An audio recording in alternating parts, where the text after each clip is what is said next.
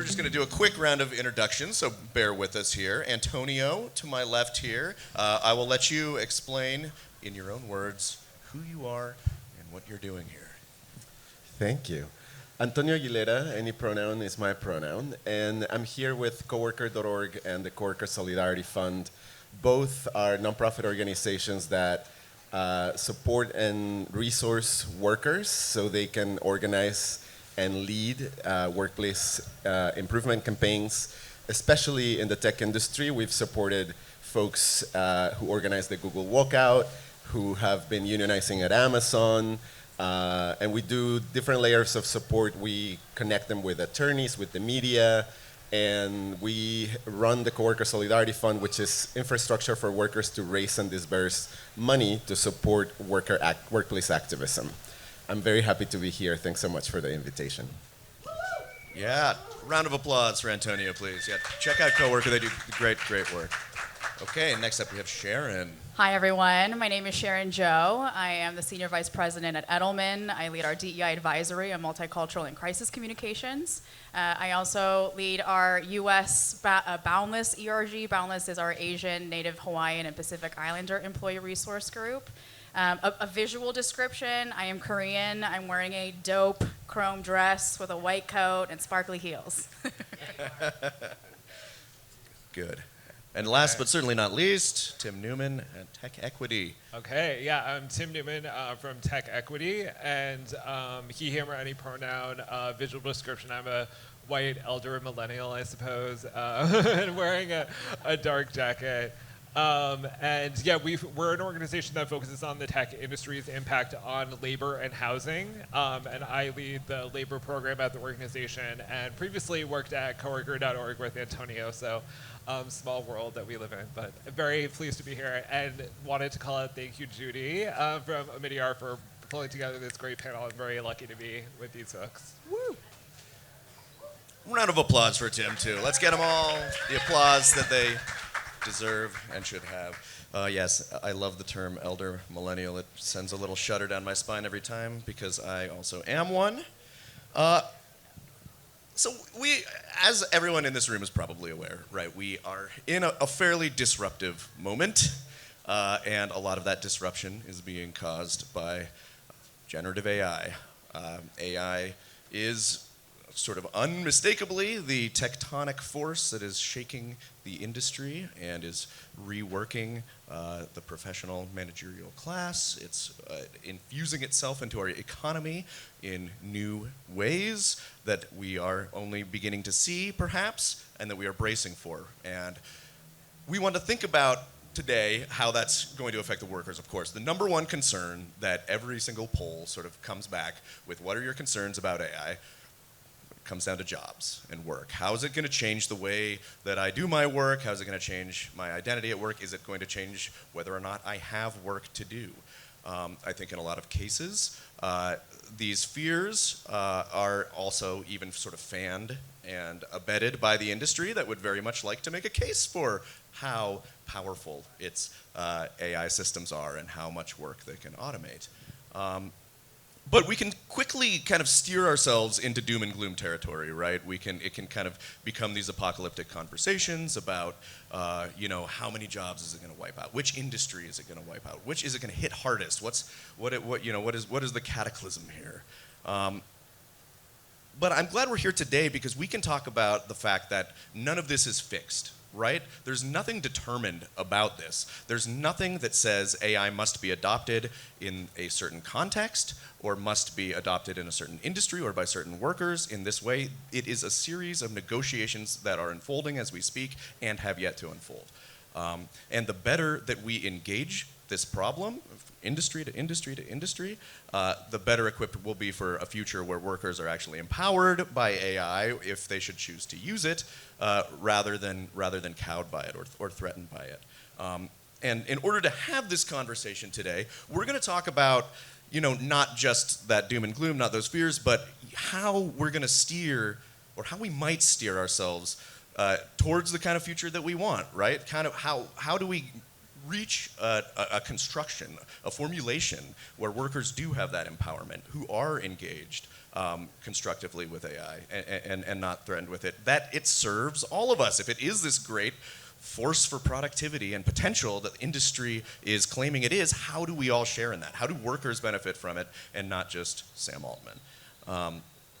So to preface things, before we go on much further, I'd love to hear from each of our panelists here, because each of your work engages in different ways with this question, with these histories of how workers engage with technologies, how they negotiate those changes, and before we dive deeper into the nitty-gritty, I'd love to hear your thoughts on how you're thinking about this moment, how you're thinking about workers engaging with AI or modern technological regimes, what you're imagining as a future, what you're worried about, and let's do what you're worried about and what you're imagining as the best case scenario, or a more optimistic future.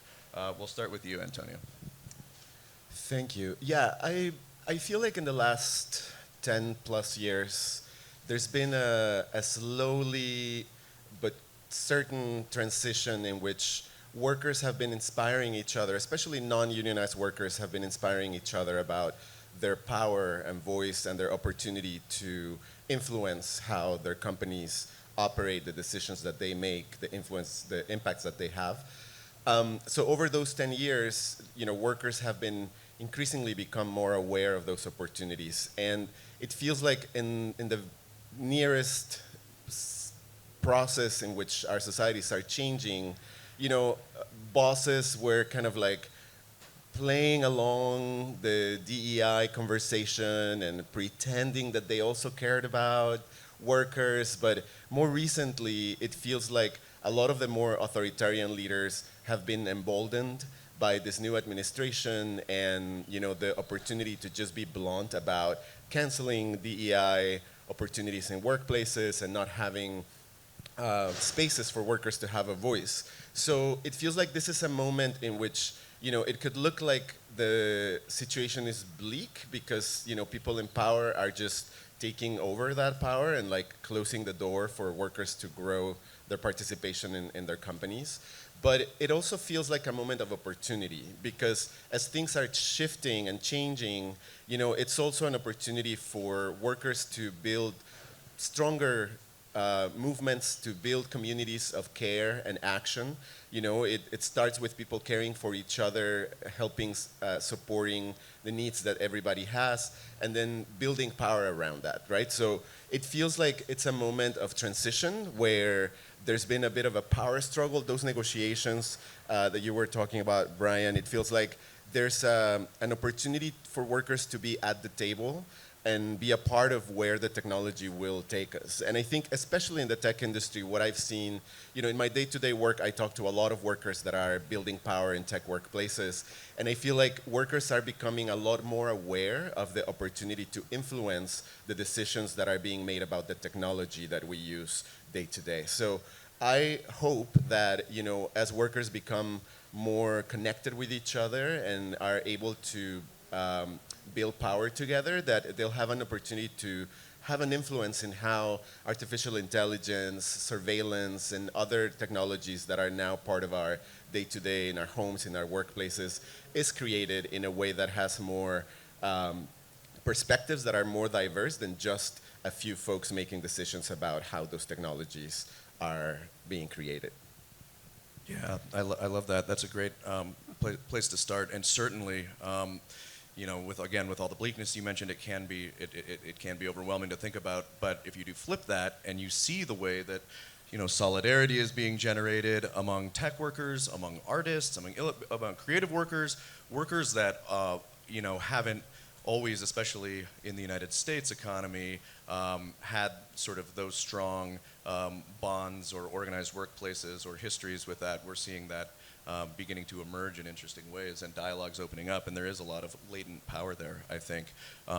And just because, Tim, I know you think a lot about labor, I'm going to skip you for a second, Sharon, unless you had something you were poised to weigh in. I actually was going to reaffirm something that you said. Please. So There are We love incredible reaffirmation. discussions and decisions about AI or diversity, equity, and inclusion being made in the boardroom, and notably without worker input. And that has to change.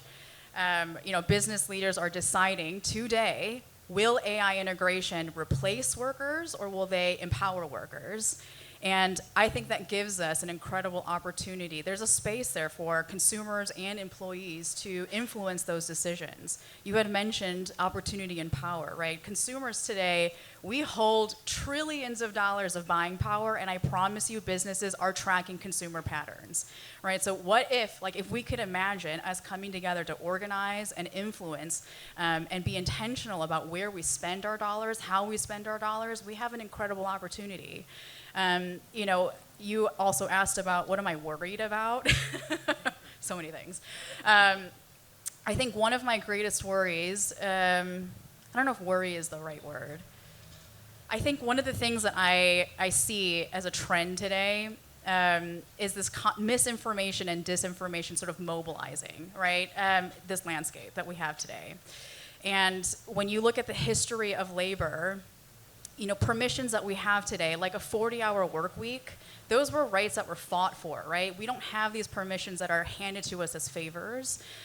We had pivotal moments in history, like the Haymarket Affair in 1886 and the Civil Rights Movement that have now changed how we work today. The 40-hour work week, we have a permission for the weekends, we have anti-discrimination laws, we have labor protections. All of these were fought for. They are not favors that were handed to us. And so, when I think about discussions of AI, the question should not be, what does the future of work look like with AI? We have to go one click deeper of how and who is the person, who are the people and voices that are informing how we embed AI into our workplaces. And I don't think I see a lot of that conversation happening. So that's one of my worries. I think when I look at the future of work, I don't think about product innovation. I look at it more from a behavior change. I really want to see us redefine what good leadership looks and sounds like. I think good leadership should not be measured by compliance. I think it should be measured by courage. And I think we need a lot more of it today. Leaders who are unafraid to change the rules, right? Rules, to me, have never been a marker of progress. Slavery was legal. Segregation was once codified into law. Women, we were not allowed to wear pants in public for the majority of the 19th century. I see you. And the early 20th century, right? That was not permitted for us. And so these rules are not in place to protect us or to keep us safe. They're in place so that we don't question systems that are foundationally unjust. And so, yeah, I think when I think about the future, it's less about product innovation, it's more about a behavior change and leaders who are going to be confident and have the courage to change the rules.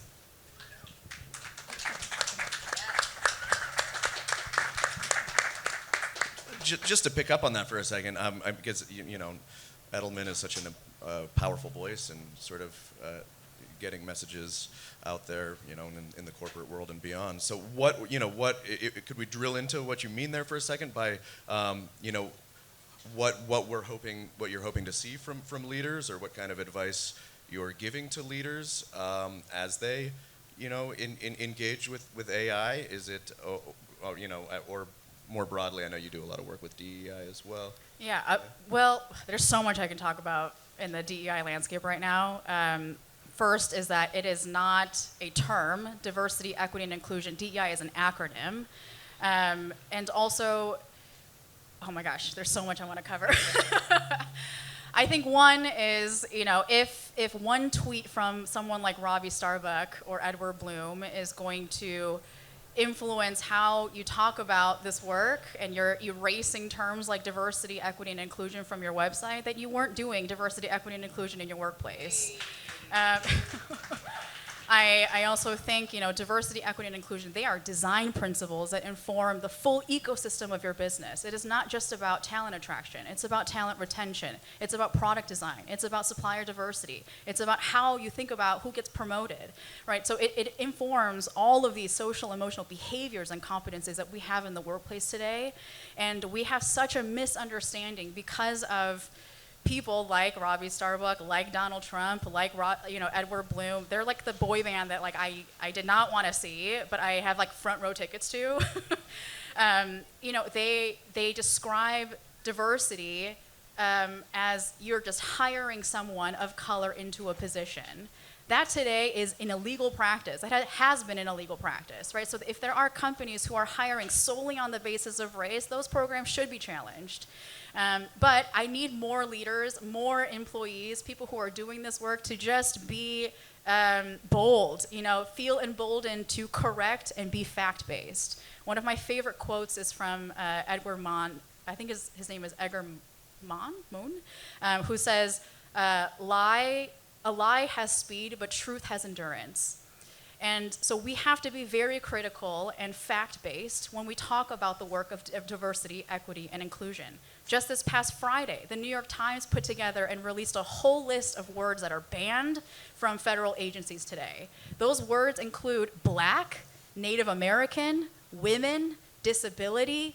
These are terms that they were removing, and I want to be very clear. It's not just erasure of communities, it's erasure of voices who get to inform policies, who get to inform how we collect data, inform decision making, right? So it's not just a vernacular or semantics exercise, this is erasure of rights. And so I just needed us to be very clear on what's happening, call out the lies when you see it, because again, truth has endurance. We have, there's so much horrific stuff happening around us, but where I feel calm is that we have been here before. We have experienced this before, and I want to be on the right side of history, and that is why I work with Fortune 500 companies to make sure that they also can look back 4 years later on and say, we stood by our core values that are going to stand the test of time, not just a goal or a commitment that they were just so quick to, delete from their websites. Yeah. Yeah, I mean, it's crazy to see. I'm just curious. I promised Tim you're next. I have one more quick question, but I'm wondering how receptive like your clients are when if you give them that message. Do you find that more often than not it's being embraced? Because we do have examples of both major chains like Target backing down and saying, okay, we're done with DEI, and then brands like Apple that are saying, we're sticking with it. So how would you say most of the companies that Edelman is advising are receptive to that message and responsive to it, or? So we support Fortune 500. So let me be clear, there are companies at the board level that have decided to roll back DEI. But again, these are companies that have DEI for them was a brand campaign that they started 5 years ago after the murder of George Floyd. It was not a behavior or design principles that were informing their operations. So part of this work is educating leaders, talent leaders, the C-suite, communication and marketing leaders about what DEI principles actually look like in practice, right? I think a lot of companies really rushed to have their own brand campaign to say, we are gonna hire X% of this cohort by 2025. But then they didn't change anything about their talent acquisition strategies, right? And so to me, those things that are going away should have been going away. I'm kind of glad that some of that is disappearing because they weren't real. When you look at even diversity is just a fact, right? We are today the most diverse, most multi-generational, most multicultural we've ever been. This is the very first time we have 5 different generations all working together, and it's changing permissions and behaviors of how we come to work. And it's just sort of educating these leaders on the landscape that we have today, right? And again, diversity, equity, and inclusion work is not just a hiring goal. It is the practice of where are you recruiting from? What are the types of talent you're getting from these channels? And do we have barriers that we need to remove so that we're opening opportunities for everyone? People that are anti-DEI are the ones that are afraid of competition. They're afraid of merit. Let me be very clear, diversity, equity, and inclusion has always included merit. No company I know has hired anyone just on the basis of someone's race, right? And so, again, these anti-DEI voices, they are afraid of competing with people like me and you. Yeah. Thank you. Yeah, and it's... Yeah, that was great. Thanks, Sharon. and you know, I think it's interesting also that sort of the two twin sort of forces that have been in the news, you know, with this, the current administration is driving to erase, you know, DEI and end wokeness and all of that on one hand, and then we have the Doge spree, which is going on the other, which is this sort of project that's being justified almost with AI logic, right? Like where it's an AI first strategy of hollowing out and gutting federal departments, and I know that, you know, that these labor issues are you know, at the forefront of what you've been thinking about, Tim. So to put the question to you, you know, what terrain are you navigating at Tech Equity, and personally, how are you thinking about you know, the future of work in this moment where it's really being contested? Yeah, that's a great question. And so, yeah, we're looking at both the tech industry's practices and their products. So thinking about how the tech that people are experiencing in their workplace is changing the nature of work, and it's not just displacement as a fear, but also just like the actual day-to-day context of work, and the ability to exercise worker power is also influenced by technology and surveillance and monitoring in the workplace. But then also a lot of the work that we've done and the research we've done at Tech Equity is about the labor and business model of the tech industry, which relies very heavily on contract work. So all of the great gains that we were talking about with the labor movement historically, full-time employment, these other kinds of things, those are all being eroded by the tech business model and the labor model, which is just, again, heavily reliant on contingent workers who do not have the same access to the same wages, benefits, career mobility. And you can see that the people who are often stuck in contract positions, looking for full-time employment, that the demographics fall across the lines of folks who've traditionally been, you know, displaced and oppressed in structural, you know, racism in this country. So that is the business model that the tech industry has enriched itself on, and now to see that folks like the richest people in the world at the top of these companies are now, you know, leading federal policy, Doge as one example, are now using the same business model to apply to the federal government. So that's a huge concern. At the same time, that I think opens up this kind of opportunity for solidarity where I think federal employees can learn a lot from folks in the tech industry who've been organizing against that business model and building power.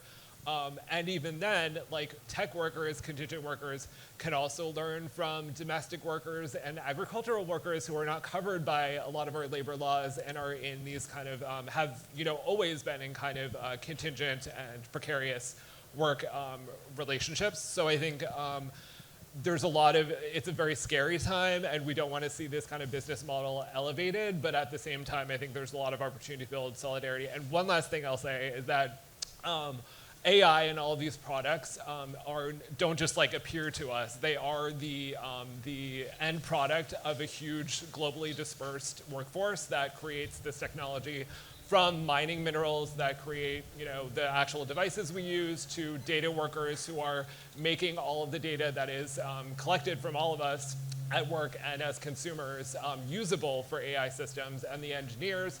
There's just so many different people who touch AI as an actual like physical product, and we're not going to be able to raise labor standards in the U.S. unless we think globally and are thinking about this as an industry that touches workers all around the world and building solidarity to hold the companies accountable here where many of them are based. So a big challenge, but also I think a lot of exciting opportunity to chart a new course, and no technology is inevitable, so we just got to get to work and build power, I think. Yeah, amen to that. I couldn't agree more, and it really connects to what you were saying earlier, Antonio. So maybe we could drill in a little bit deeper into, you know, sort of what you're seeing on the ground. I think so far maybe the most visible example was the WGA, you know, organizing and going on strike in part against the studios who wanted to use AI as a tool to generate scripts and then sort of to cut them out of the picture that way, and sort of using it as a way to sort of degrade labor standards. But they they went on strike. They shouted it out. They drew a red line. They said, AI will not replace us. You probably saw the signs. We still remember them. And they won that battle. And they are an unusually sort of powerful union, and they had more sort of activation and ability to draw media attention. But still, it was still a very sort of inspiring example. You're talking about artists and tech workers and people. So what are you seeing?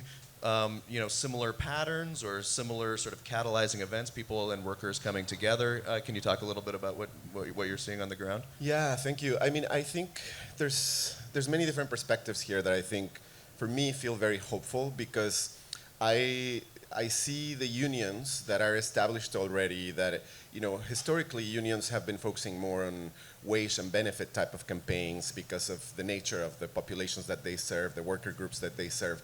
When you think about unions in other industries like the tech industry or the financial industry, the challenges and the concerns that workers have are significantly different, right? Like we've seen people at Google organizing against sexual harassment in their workplace. We've seen people organizing against contracts that tech companies have with authoritarian governments or questionable government initiatives. So it feels like the nature of the organizing moments and incentives are different.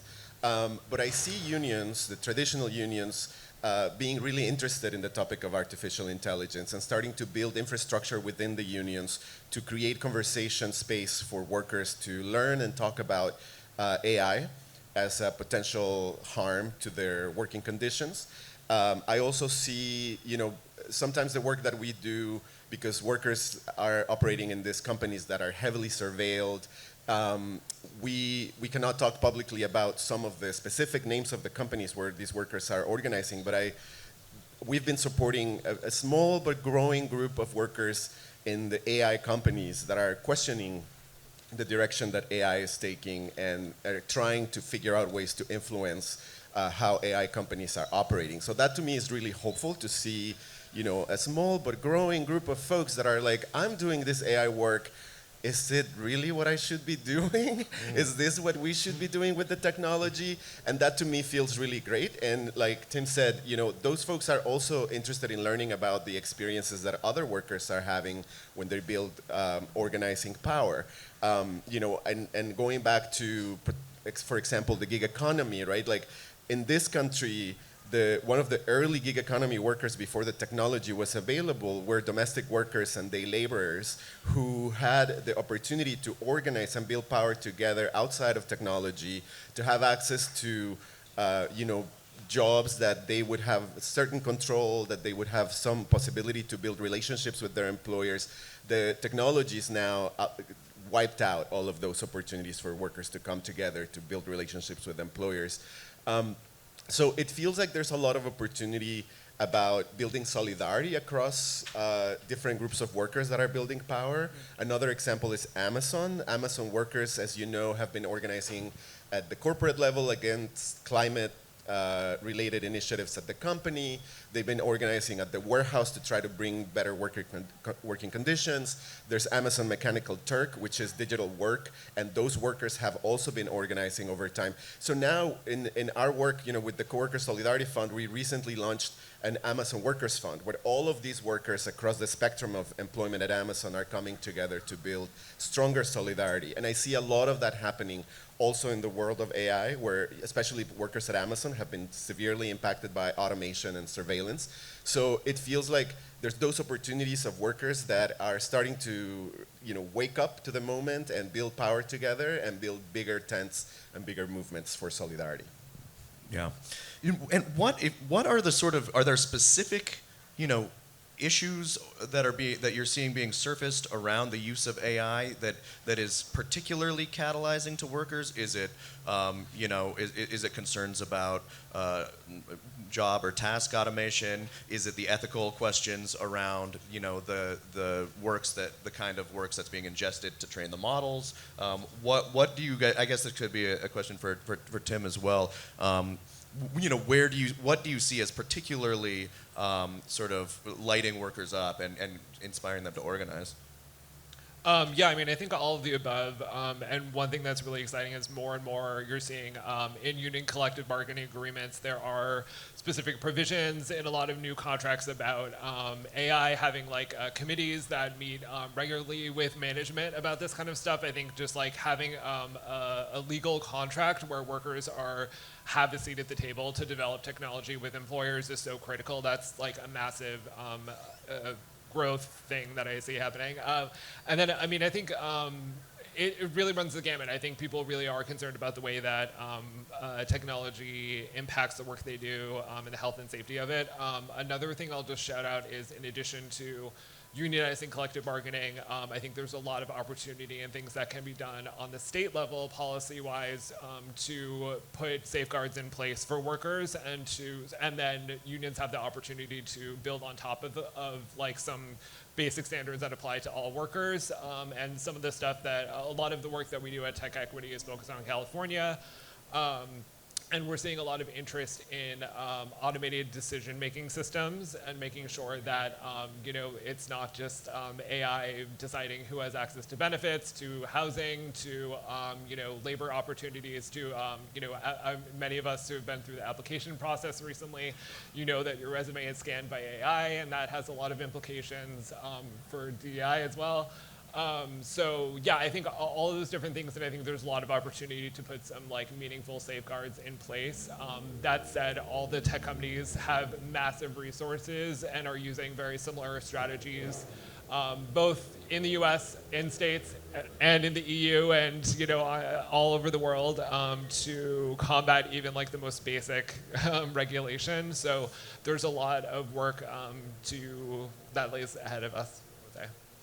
One thing I'll add is I do think tech is evolving how we think about work.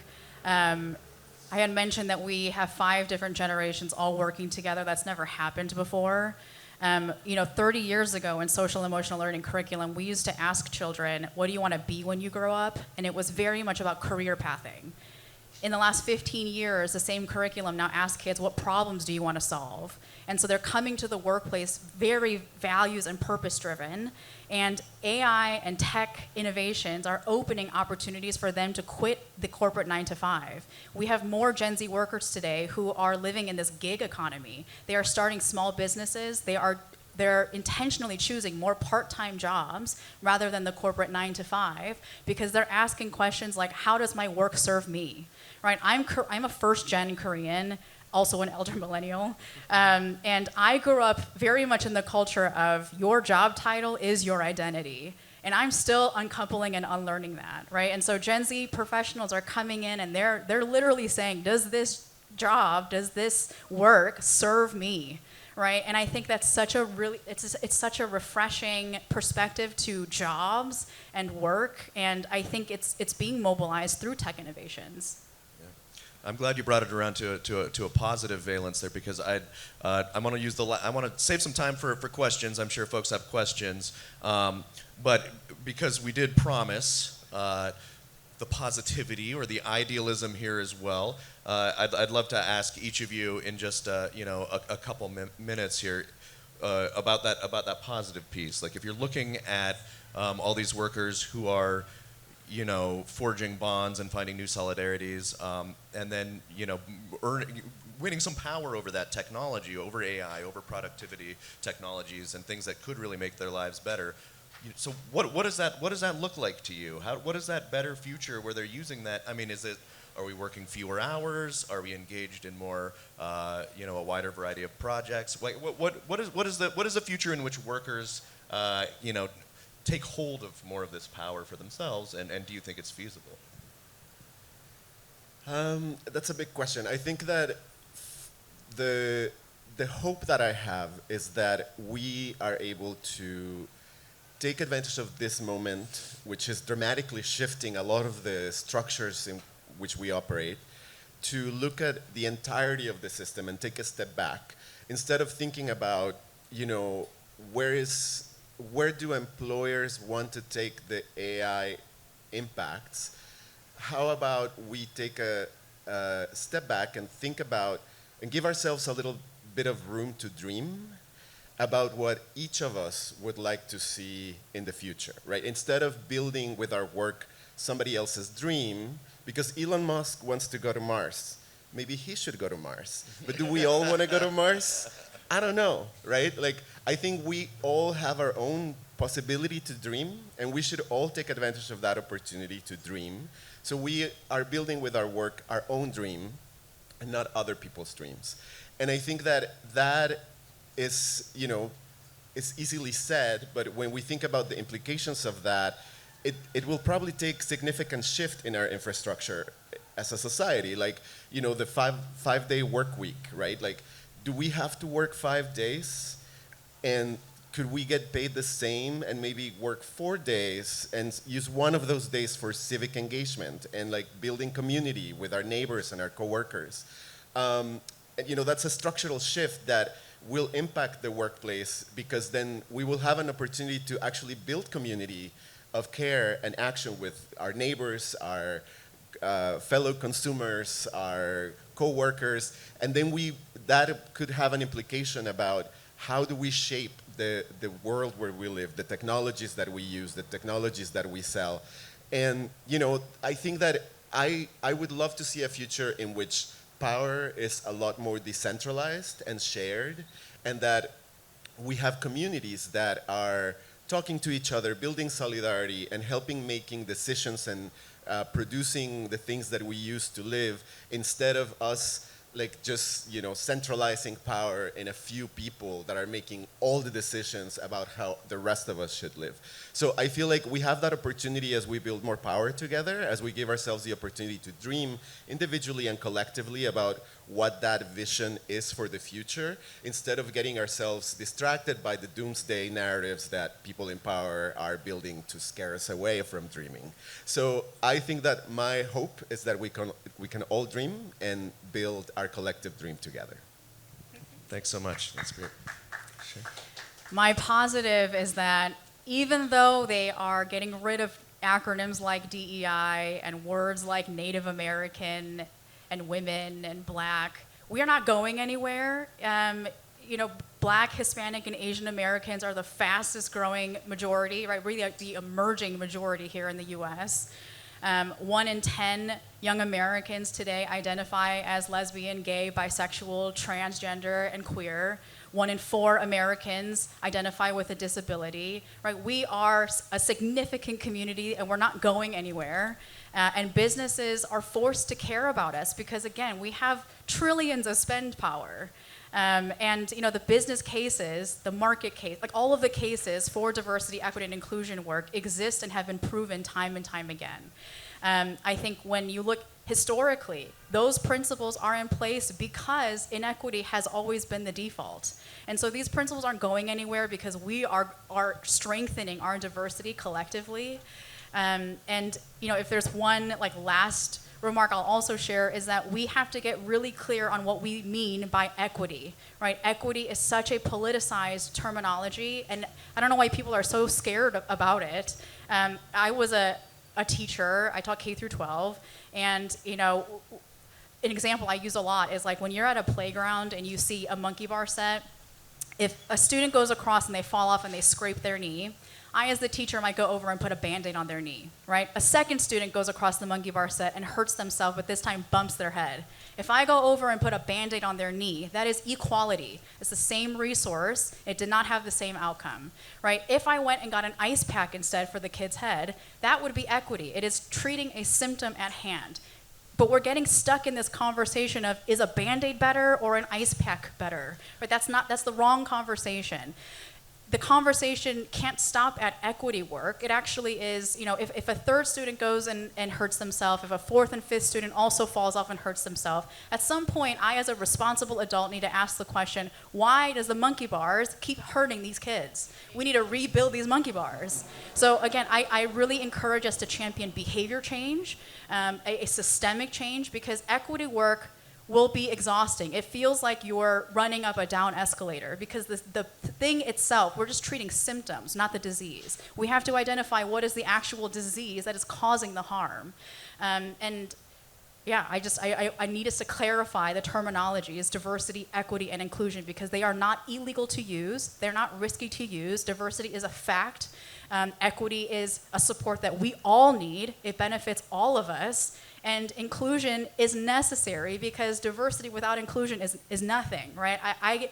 If I am needing a wheelchair and I get invited to a party, that is a performative act of inclusion. Without that accessibility piece and me being able to safely go to that party, then that means, the fact of diversity needs to be supported through inclusion and accessibility. So I just need us to get really clear on those terms. I don't know if that was a positive, but sorry, one more thing. I do see a pendulum swing, which I am very hopeful about. We have more shareholders coming out and being like, DEI is working for us, and they're rejecting anti-DEI proposals. We have consumers who are organizing boycotts, and we're seeing it impacting businesses. I mean, like Target, come on. And then we also have more legal scholars coming out and saying, DEI practices are still compliant. We have anti-discrimination laws that we can adhere to. They're coming out and saying, don't get rid of DEI. So I'm seeing this massive pendulum swing, which is so necessary, but also feels hopeful. Great, thank you. Tim, you want to close? I want to hear from you also. I'll keep it super short and say that our mission is really to make sure that the tech industry's prosperity is shared with communities and does not just enrich the most rich CEOs of the tech industry. So in order for that to happen, you can think about a lot of things that would need to change, from sensible regulation around the world to building worker power is just so critical. So I think that's really what I want to bring to the table here. Great, thank you. And it's an important point, because I think if this moment shows us anything, it's that when you have the logic of mass extraction that big tech and the tech companies have relied on for so long, look who winds up in power in a position to start erasing DEI initiatives. It's this logic and this concentration of power that needs to be fought every step of the way. And thank you all for doing your part to fight that. We have a few minutes left. We want to take some audience questions. Not a ton of time, but yes, please. And I'll just ask you to keep your questions, just come right to the quick point of the question. Hi. I got you. Okay, cool. Yeah, so actually just what you were saying a moment ago, and like with the title of this talk, I don't dream of labor, right? So yeah, people ask you, well, what do you want to be when you grow up? As in, what kind of labor do you want to do when you grow up? Well, yeah, a lot of us, I don't think we necessarily dream of labor, well, at least in the traditional sense as we know it today. And so I was wondering if you all could touch a bit more on what he was talking about just a moment ago. Like, when we say we all want to benefit from these increases in productivity from artificial intelligence and automation, I think we would all love to see us having more time to spend on things that are meaningful to us. And having more time and resources to do that would be great. So how can we, as workers and regular people, be benefiting from these? Like, what are some more detailed examples of, like, say, sensible regulation that would help common citizens benefit from all this, rather than further concentrating, like, power to the top whenever maybe they automate a task and get to fire the person who did that, rather than benefiting everyone. Yeah. So concrete examples you're looking for. Yeah. Let's hear it. That's First of all, just like talk with your coworkers and start organizing. Like, you may not think you'd ever do that before, but we spend so much of our lives at work. This is a huge part of your life, and it's time to get organized. Like, there's no better time than yesterday. So that's one thing. And then one other thing that just hasn't been mentioned, so I wanted to throw it out there. We talked a little bit about shareholders, but the tech industry model is created by venture capital, which has a very specific set of goals and objectives, and that shapes everything about how the industry operates. And now with those tech executives coming with that same mindset they've learned from venture capital and applying that to the government, that's a really scary thing. Our executive director, Catherine Bracey, just came out with a book called World Eaters out this week about venture capital. And one of the quotes that she has is from a VC funder who talks about workers as like growth inhibitors. And that is the mindset that a lot of that is shaping this entire industry, that's shaping all of our industries. So I think what we really need to do is think beyond kind of like the scope of what venture capital tells us is important, and instead build power and like a whole other model. So that's also very like out there, but get involved in your state with local policy related to regulating tech industry, get active, join unions, support organizing that's happening in your community. Yeah, and just to drill even further in, it is entirely possible to have a labor contract that stipulates certain things around what can be automated, what can't be. So like right now, one of the best tools we have, which again it's unfortunate, I mean right now with the NLRB under fire under the Trump administration and already historic sort of headwinds against organizing, it's a lot easier said than done, but one of the best tools we have are getting good labor contracts that restrict more exploitative uses of AI and gains and able to capture gains elsewhere. There are also taxation policies, and I think venture capital is a really interesting attack surface as well too. It's very unregulated, and that can be looked at in different ways and perhaps taxed and slowed down. But yes, there's a lot in there. Organizing, I think, is a great answer. Do we have any other question? Someone way in the back there. Thanks for that question. More. Great All right, question. I'm coming to you. One more, we'll get right to the juicy meat of the question. I got you. Right to the bone. Yes. I'm surprised by the level of enthusiasm and positivity here, right?